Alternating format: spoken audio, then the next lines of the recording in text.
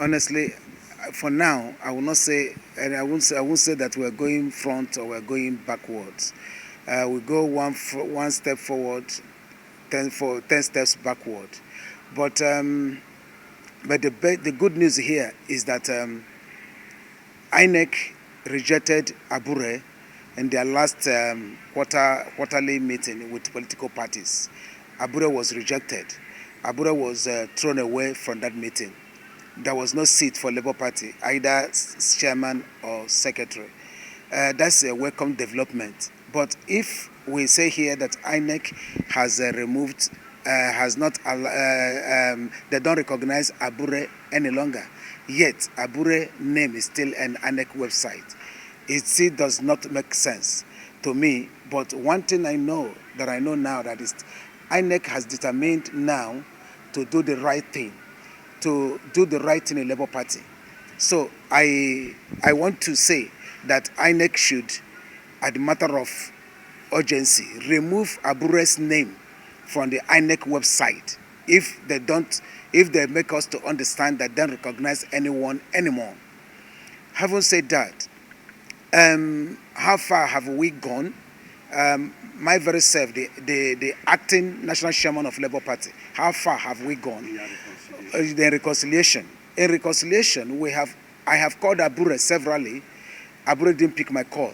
I have called so many people. I have called the president of NLC. He didn't pick my call. I have sent so many messages. He didn't respond. I have also called Martins in TUC, because as it is today, we are talking about who are these people that are supposed to make peace, that reconcile for this party to be in unity, to become one again. NLC, TUC, president and the general secretaries, and those their statutory positions in the National Working Committee. Then my very self, Callistus with Okafor, and my team. These are the people that are supposed to first reconcile. In Abure team, we have only one person there,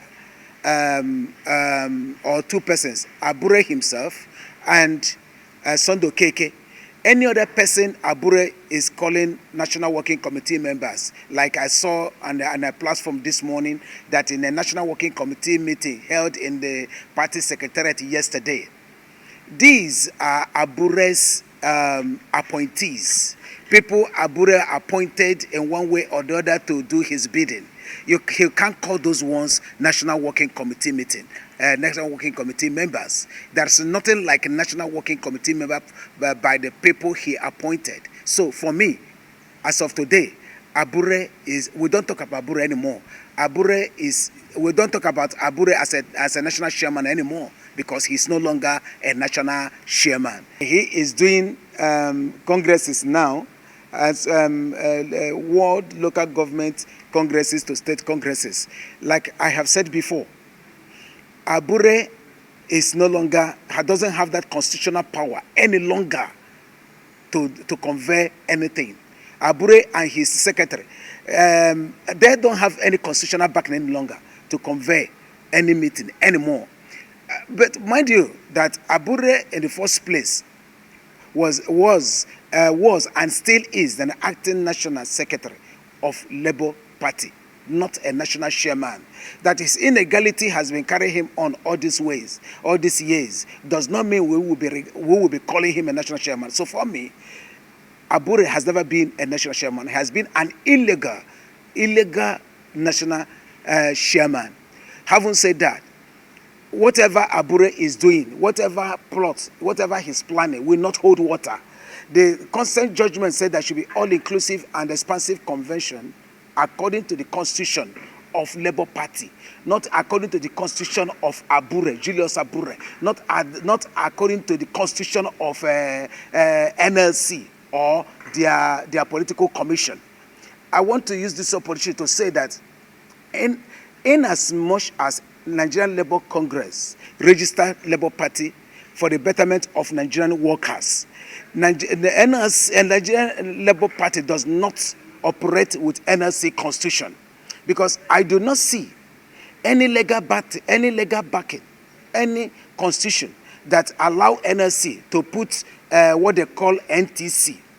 Whatever NTC and their group also, whatever they're doing is also illegal. It is not backed by constitution. It is not backed by law. And whatever that's not backed by law cannot hold water.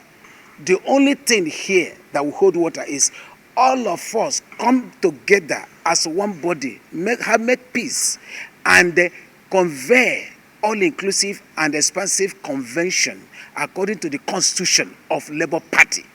And that is the only way. And who has the right to convey this all-inclusive and expansive convention? According to the constitution of Labour Party, when you talk about the leadership ladder, in the absence of the chairman, the deputy takes over. And I want also to make this thing clear again. I've heard people saying, oh, your tenures has expired. How can you use that word, your tenures has expired? Consent judgment was given on the 20th of March, and our tenure supposed to expire on the 10th of October 2018, and the consent judgment was given on the 20th of March 2018. We still have 7 months to go. So, and every judgment, there are beneficiaries. We are the beneficiary of that consent judgment that has not been. You heard the legal advisor who has been with them, who has been doing that illegality with them. He came and said, this is the moment of truth, that consent judgment has not been obeyed because that the leadership of them refuses to obey it. Abure doesn't know that